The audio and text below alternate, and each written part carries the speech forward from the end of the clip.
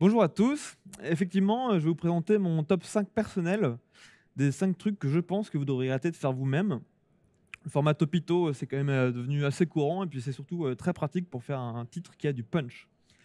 Mais avant de vous donner mon top 5, je vais quand même devoir vous parler un petit peu de moi. Alors, sur moi, il y a beaucoup de choses à savoir, certaines intéressantes, d'autres pas forcément. Ce qui va nous intéresser aujourd'hui le plus, c'est que je trouve que ma meilleure qualité en tant qu'informaticien, c'est la flemme. Parce qu'en effet, comme le disait mon professeur en première année d'informatique, Daniel Guillaume, la meilleure qualité d'un informaticien, c'est la paresse. Parce que c'est la flemme de faire 50 fois la même tâche, répétitive, rébarbative, qui nous pousse à écrire un petit script qui va faire la même chose pour nous. C'est ça qui nous dit: «Non, mais en fait, ça, je peux l'automatiser, je peux construire très bien mon image Docker depuis une CI GitLab et puis je peux même la déployer tout seul». Bref, vous connaissez. Quoi qu'il en soit, ça nous permet de faire des choses en moins pour pouvoir en faire un petit peu plus de choses. Et c'est un petit peu ça la contradiction que je vais explorer aujourd'hui. C'est que pour faire plus de choses, il faut ne faire que celles qui comptent. Du coup, il faut faire moins de choses. Effectivement, dans les conceptions, nos habitudes qu'on a en informatique, on a un gros biais vers avoir envie de faire des activités qui n'ont quand même pas beaucoup de valeur ajoutée pour notre organisation, sous-entendu notre entreprise ici. Autrement dit, faire de l'argent. C'est comme ça qu'on calcule la valeur, en tout cas pour l'entreprise. On va passer sur un petit peu de théorie et ensuite je vous donnerai mon top 5. Voilà. Il y a beaucoup de manières de déterminer sur quoi on va concentrer nos efforts. Une des manières qu'on utilise souvent, c'est la pyramide des ressources IT ou la pyramide du build versus buy, où on va essayer de disposer les différents assets informatiques qu'on a au sein de notre système d'information en 3 catégories. La première, c'est différenciant, c'est-à-dire que c'est vraiment ça qui fait que les gens viennent chez nous plutôt que chez notre concurrent. Et c'est souvent ce qui fait aussi notre cœur de métier, ou en tout cas là où on investit, là où sont les investissements pour innover, pourquoi pas. Ensuite, il y a souvent des assets informatiques qui sont des standards de secteur. Moi, j'ai bossé quelques temps dans le transport, notamment l'aviation, et je sais qu'il y a des progiciels qui font les réservations de pistes dans les aéroports, qui font la gestionnaire des RH pour les différents legs des avions. Bref, c'est quelque chose que tous les acteurs de secteur doivent faire, et du coup, il y a des acteurs qui ont produit des logiciels qui font ça un petit peu de base pour tout le monde, et ce qu'on appelle un progiciel. Et enfin, tout ce qui est dans les commodités. Alors, commodité, c'est une traduction un petit peu imparfaite d'un terme anglais qui est commodity, avec l'accent, qu'on traduirait plutôt en denrées, historiquement. En français, denrées dans le sens les choses qu'on débarque du navire et qu'on achète en vrac au kilo. Et ça ne fait pas beaucoup de différence qu'on achète du premier sac ou du sac du marchand d'à côté. C'est grosso modo la même chose, 1 kilo de pommes ici, 1 kilo de pommes à droite. C'est à peu près la même chose, on n'achète pas ça pour l'individu, l'unité pomme, on achète 1 kilo de pommes. Voilà.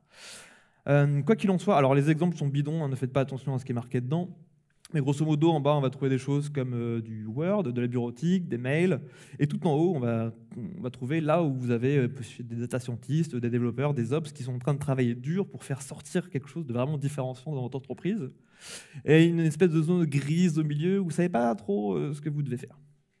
Voilà. Quoi qu'il en soit, c'est ici qu'on veut concentrer nos efforts, entourés en rouge. Et ça veut aussi dire, quand on concentre nos efforts, que tout ce qui est en bas, on ne fait pas. Voilà, ou en tout cas, on essaye de faire par quelqu'un d'autre. Une autre manière de voir le même problème, c'est ce qu'on appelle le coût de délai, ou le coût à ne pas faire parfois, qu'on peut résumer comme ça, avec cette courbe magnifique. Alors, il y a plusieurs formes de courbes pour le coût de délai, je vous ai dessiné celle qui est la plus facile à dessiner, grosso modo. L'idée, c'est que pour une activité dont on identifie un potentiel revenu, mais qu'on n'a pas encore développé, qu'on n'offre pas encore au marché, et on peut considérer que le temps qu'on passe à ne pas offrir ce service-là, c'est de l'argent pas gagné, ou en tout cas, et qui s'accumule avec le temps. Donc plus on attend, plus l'argent non gagné, donc quelque part une perte, s'accumule jusqu'au moment où on arrive à mettre en production la fonctionnalité, par exemple, et à ce moment-là, les pertes cessent de s'accumuler, et on arrive sur le plateau qui est juste à droite. Il y a plusieurs formes de courbes. Là, c'est un peu continu dans le sens où il y a une feature un peu normale qu'on sait que les clients veulent, mais qu'ils n'en voudront pas plus dans le temps ou n'en voudront pas moins qu'avant. Il y a des effets un petit peu jalons, Par exemple, si une personnalité politique annonce une grande campagne de vaccination du jour au lendemain, vous avez du jour au lendemain votre coût à ne pas faire qui augmente et qui va s'accumuler les jours d'après. Il y a aussi le coût à ne pas faire de corriger cette dette technique qui va commencer très bas. Et puis un jour, il va arriver d'une manière exponentielle à un plateau où ce sera complètement impossible de faire quoi que ce soit. Et du coup, vous aurez tout accumulé, plein d'argent non gagné. Imaginons que j'ai une fonctionnalité vraiment très différenciante pour mon marché. Par exemple, je suis vendeur de places dans le train et je veux avoir un petit dessin où je choisis exactement la place que je veux, je sais où est placée la fenêtre, je sais où sont placées les autres personnes, je sais où sont placés les bébés qui pleurent, etc. Ça, c'est la nouvelle feature qui est à droite. Mais cette nouvelle feature, je vais avoir besoin de la déployer, pourquoi pas, dans une application web. Donc j'ai une dépendance vers l'application web qui est un peu à gauche. Cette application web, elle va devoir consommer une API, donc elle a une dépendance sur cette API. Elle va aussi avoir une dépendance sur un load balancer qui va exposer mon application web à tout Internet. Ces deux choses-là, elles vont dépendre de certificats HTTPS, parce que si de nos jours, si vous offrez une fonctionnalité qui n'est pas en HTTPS, je déconseillerais fortement à vos utilisateurs de l'utiliser. Et de l'autre côté, notre API elle va sûrement s'appuyer sur un modèle de données, une base de données, un stockage de données. Et ce stockage de données il va s'appuyer in fine sur des machines virtuelles ou pas, et sur des disques virtualisés ou pas. Voilà. Et donc nous, dans notre entreprise, ce qu'on a envie de faire vraiment pour gagner de l'argent, enfin ce que les gens ont envie de nous choisir, c'est la nouvelle feature. Et donc on voudra concentrer nos efforts ici. Vous me voyez venir, c'est-à-dire que les trucs qui sont là, bah, ce serait bien si on pouvait un petit peu sauter cette étape-là, parce que si je saute cette étape-là, voilà, on arrive avec un délai bien réduit et une différence dans le plateau qui s'établit des pertes accumulées. Et cette petite différence-là, c'est des euros. Et les euros, c'est de l'argent et c'est cool. Du coup, on va essayer de pouvoir faire ça. Une autre manière de regarder encore le même problème, mais avec un angle différent, c'est ce qu'on appelle une Wordley map. Et si vous partez avec quelque chose de stock, c'est vraiment que ça existe et que vous pouvez l'utiliser. C'est une méthodologie complètement ouverte. Il y a des groupes de discussion partout sur Internet. C'est vraiment très passionnant. Il y a beaucoup plus que ça dedans, hein, mais aujourd'hui, on va regarder ça. Et l'idée, c'est que les outils et produits informatiques passent par 4 grandes phases qui sont la genèse, où on va vraiment essayer d'inventer quelque chose de nouveau. On ne sait pas vraiment ce qu'on va inventer. On va essayer de le faire de manière lean ou agile, en tout cas de maximiser l'apprentissage. Une fois qu'on saura un petit peu ce qu'on veut faire, ça va savoir que c'est une bonne idée de faire ça et on voudrait avoir le même chez soi. Donc il y a quelques années, on voulait tous notre cluster Hadoop parce que c'était une bonne idée de faire ça. Et on va le construire chez nous en interne. Puis un peu plus tard, les produits dont on connaîtra l'utilité et un petit peu le modèle de coût et pourquoi pas le modèle de revenu, on va vouloir en faire des produits. Donc des gens vont se spécialiser dans un produit et du coup proposer à la vente, donc typiquement par des licences avec des produits sur étagère, cette capacité, en fait, cette fonctionnalité. Et une fois que plein d'acteurs se mettent sur ce produit-là, et pour entrer en compétition, ils vont devoir optimiser leurs coûts et notamment optimiser leurs marges. Est-ce que je pourrais avoir un verre d'eau, s'il vous plaît, pour l'organisation? Qui dit optimisation de la marge dit réduction des coûts, rationalisation et surtout concentration du marché. Donc on va se retrouver avec peut-être un petit peu moins d'acteurs. Et surtout, on va arriver au stade de commodity, c'est-à-dire de denrée.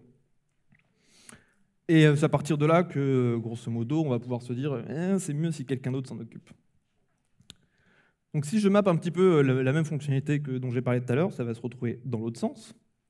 Tout en haut à gauche, ah oui, j'ai oublié de préciser les axes. L'évolution, c'est ce que je viens de décrire.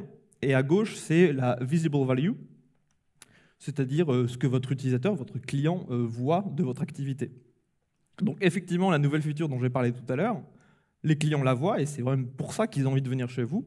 Et de toute manière, c'est un peu nouveau, on ne sait pas vraiment comment le faire, quelle est la meilleure manière de le faire, et c'est là-dessus que vous allez vouloir concentrer vos efforts, typiquement. Mais tous les autres trucs, les web apps, les API, on peut se demander, c'est plutôt custom build, c'est-à-dire que ce n'est pas la première fois qu'on fait une web app, pas la première fois qu'on fait une API. Et pareil pour les bases de données, pour les certificats HTTPS, pour les load balancers. Merci beaucoup. Désolé. C'est la pluie, ça me donne soif. Et même les VM et les disques, ça, je pense que tout le monde est d'accord pour dire que ce sont des denrées. Il y a assez peu de différence de l'acheter chez quelqu'un ou chez quelqu'un d'autre. Ce sera toujours des VM. De toute façon, on va mettre des Kubernetes dessus. On s'en fiche un petit peu tous, quoi. Et on va pouvoir mapper le même genre d'attitude là-dessus, donc du build versus buy.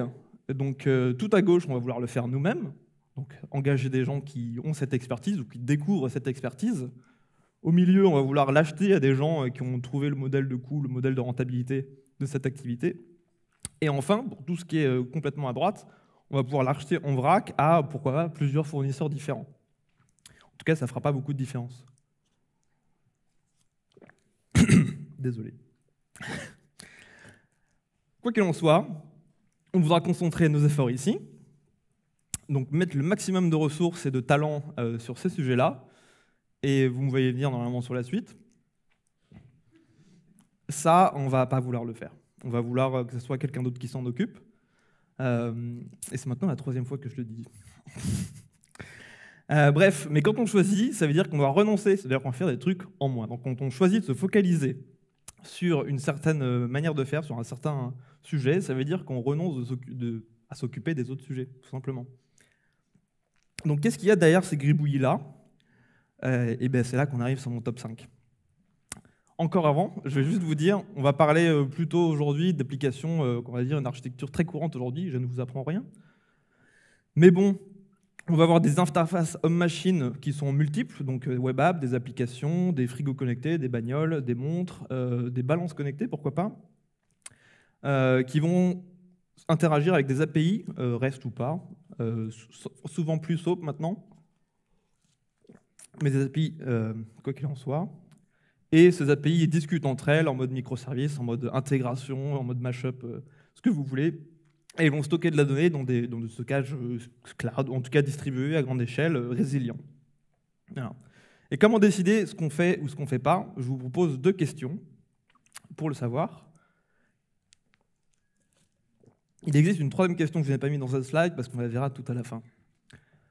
Mais du coup, est-ce que cette activité-là, c'est ce que vous vendez? Est-ce que votre client vient vous voir pour vous dire c'est ça que je veux et c'est vous qui allez me le donner?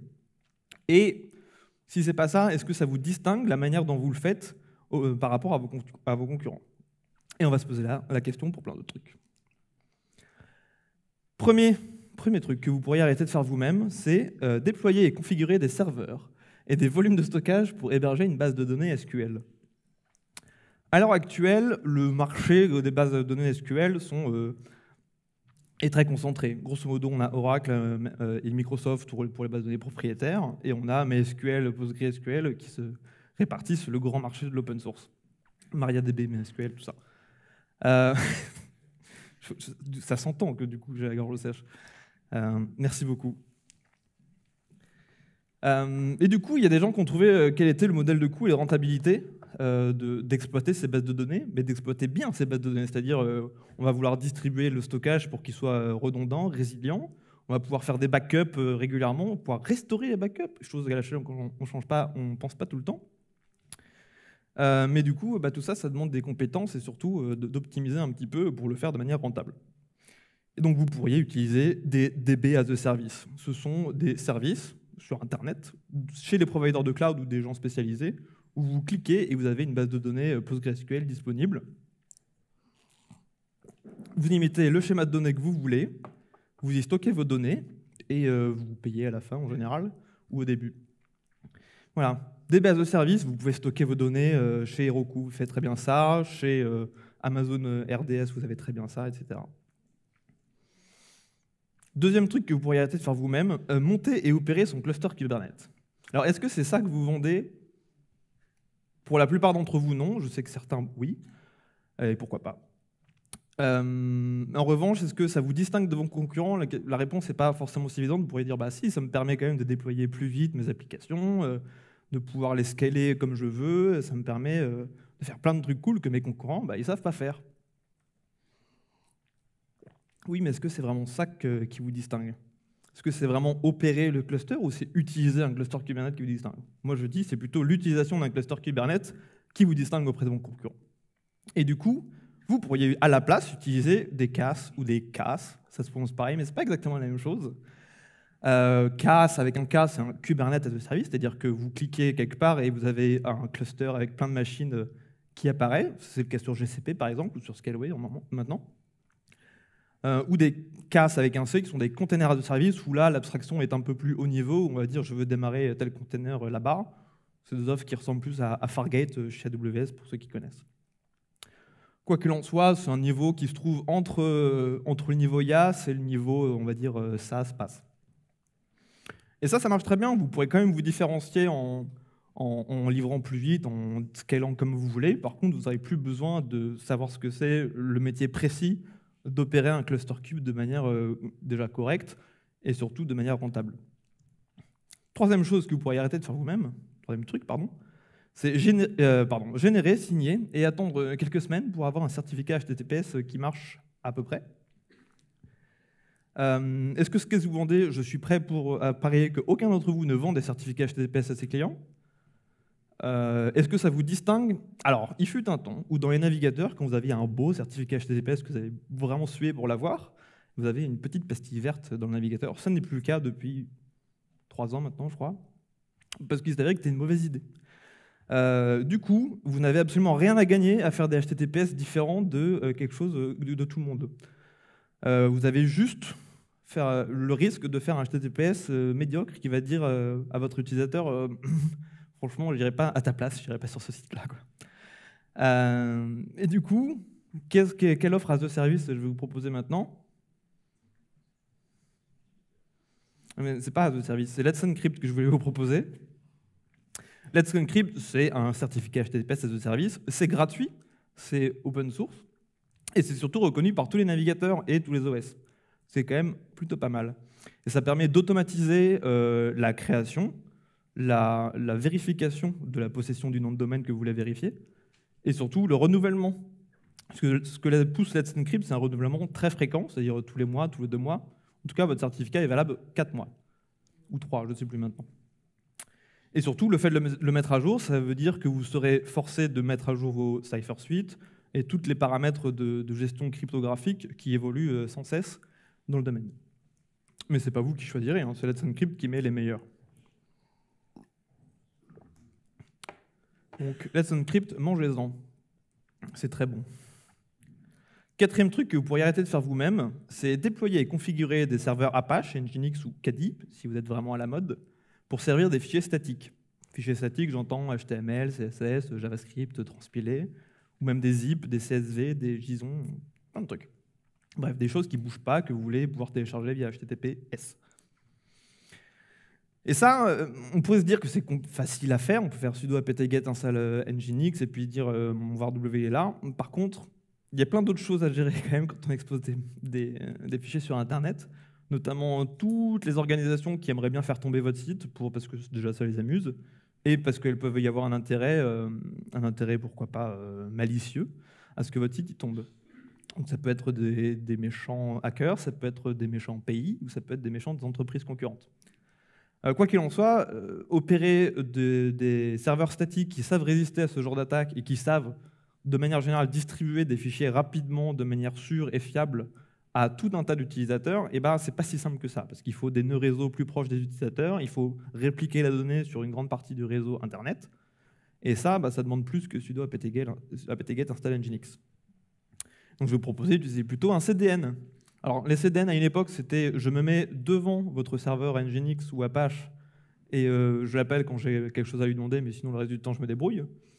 Et maintenant, c'est plutôt dans l'autre sens que ça se passe, où on va déposer les fichiers qu'on veut exposer typiquement sur un bucket S3 ou S3 compatible, et le service va s'occuper de diffuser cette donnée-là sur tous les edges de son réseau pour qu'il soit au plus près, d'un point de vue réseau, des utilisateurs qui iront le demander.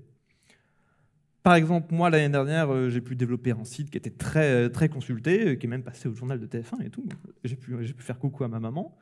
Et c'était déployé sur GitLab Pages. GitLab Pages, c'est Google qui gère derrière le CDN. Et grosso modo, on disait j'ai généré des fichiers ici, s'il te plaît, mets-les sur Internet. Et c'est à peu près tout ce qui s'est passé. Donc la prochaine fois que vous dites « Ah, on passe sur TF1 ce soir, comment on gère nos perfs ?» Eh ben, réfléchissez, peut-être qu'un CDN, ça peut être une très bonne solution. Réfléchissez, je sais que vous aviez déjà eu cette idée, mais je vous le dis. pensez tout de suite au CDN, voire même avant. Cinquième truc que vous pourriez arrêter de faire vous-même, c'est déployer et configurer des serveurs frontaux pour faire le load balancing de son application. Load balancing, c'est quand on veut avoir un serveur qui réfléchit pas beaucoup, qui va répartir la charge sur plein de serveurs qui doivent réfléchir beaucoup, mais qui ne peuvent pas réfléchir beaucoup en même temps. Dans les grandes lignes, et ça permet surtout de scaler ces serveurs applicatifs vers un très grand nombre. Et ça, il y a plein de projets, surtout open source maintenant, qui permettent de faire ça. Je pense à HAProxy, notamment, qui est un peu la référence.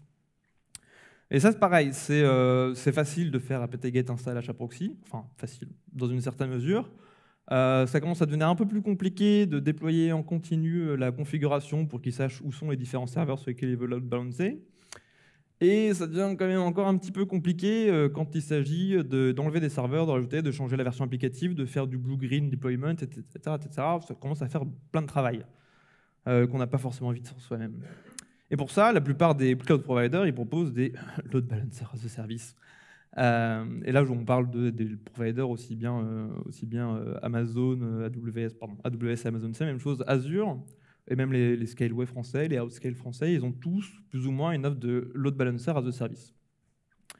Et ça, c'est très simple, c'est on clique, on a un load balancer, on lui dit les machines sont là-bas, ou alors vous les machines, vous inscrivez chez lui, et il saura magiquement, automagiquement, on va dire, comment scaler votre truc. On arrive à la fin du top 5, mais il y a un numéro bonus. Et là, je vous propose de dire, en fait, vous n'avez pas vraiment besoin de compiler, stocker, gérer le cycle de vie de vos artefacts applicatifs, de les télécharger, les bouger au bon endroit sur le réseau, de démarrer, arrêter des serveurs avec votre interface, votre artefact applicatif, donc votre jar, votre zip, ce que vous voulez. Parce qu'en fait, à partir du moment où vous utilisez une technologie suffisamment standardisée, c'est-à-dire suffisamment reconnue, si vous faites du Ruby on Rails, si vous faites du Node.js, si vous faites du Spring Boot, etc., tout le monde est à peu près d'accord sur la manière de le compiler, sur la manière de distribuer, sur la manière de le démarrer, sur la manière de configurer votre serveur, avec des variables d'environnement, par exemple, etc., etc. Et que, du coup, c'est quoi l'intérêt de le faire une 50e fois? Assez peu. Et en fait, il y a plein de services qui vous proposent de faire ça. La référence là-dedans, c'est Heroku, qui fait du PaaS, donc la plateforme as a service. Mais il y a plein de services qui sont calqués un petit peu sur le même modèle. Il y en a chez Azure, il y en a chez AWS, il y en a chez GCP, ça s'appelle Empagine, je crois, chez GCP. Mais il y en a aussi chez nos amis français, il y en a chez Scalingo, il y en a chez Clever Cloud, et il y en a plein d'autres qui sont toujours en train de se développer. Il y en a qui sont spécialisés sur une technologie, d'autres qui sont généralistes. Et ça permet de gagner du temps. Grosso modo, entre le moment où vous dites tiens, j'aimerais bien faire un Hello World pour tester, et le moment où il est disponible dans le monde entier avec une latence hyper faible, il peut se passer quelque chose comme 5 minutes. 5 minutes, quand on reparle de cost of delay, par rapport à démarrer des VM, déployer des trucs, compiler des choses, c'est quand même pas mal. Du coup, ce que je vous propose de retenir, c'est que si un middleware existe, si vous en avez déjà entendu parler, alors il est disponible en self-service sur le cloud. Alors pas forcément chez AWS, pas forcément chez Azure, pas forcément chez les très grands, mais il y a quelqu'un qui s'est spécialisé sur ce sujet-là et qui vous propose le middleware as a service à la demande. L'autre point qui n'est pas vraiment lié, c'est que nous, humains, et en particulier ingénieurs, on a du mal à régler nos problèmes sans rajouter plus de problèmes par-dessus. Et on a du mal à se dire, tiens, en fait, peut-être que mon problème, je le résoudrais en enlevant des choses de mon système. Troisième point qui est valable pour à peu près tous les talks d'architecture, c'est qu'aucune des décisions que vous prendrez à cet égard n'a de vocation à être éternelle. Si le contexte change, vous devez changer d'avis. Et enfin, par différents biais, les coûts perdus, les coûts cachés, le biais de l'ingénieur dont je parlais à l'instant, vous êtes à risque de perdre le focus sur ce qui est le plus urgent et le plus important pour votre organisation, c'est-à-dire continuer d'apporter de la valeur à vos utilisateurs et rapidement. Je vous remercie beaucoup et je vais prendre vos questions.